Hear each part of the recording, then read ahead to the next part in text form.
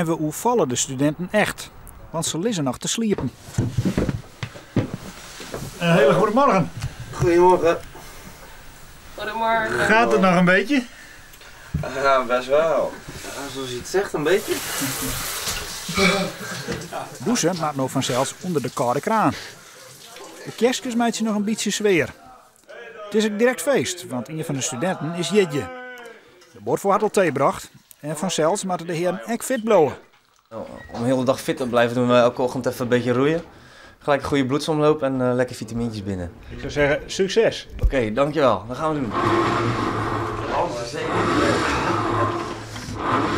Flink roeien, je moet er best hard aan trekken.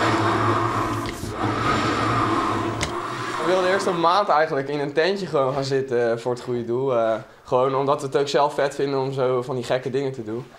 Alleen ja, dat is positief een beetje uit de hand gelopen. Toen kregen we een huisje aangeboden en ja, de gemeente wilde meewerken. En zo is het eigenlijk ja, wat het nu is geworden. Wat is hier de bedoeling van? Nou, hier kunnen we s'avonds licht meemaken. Naast de kaarsjes, want ja, we hebben natuurlijk geen lamp. Dus ja, dan moet het maar op deze manier. Het is veel gezelliger s'avonds. Je hebt niet de hele tijd je mobiel en internet waar je toch vaak maar op gaat puur omdat je niks te doen hebt. En nu gingen we weer shooten en zo.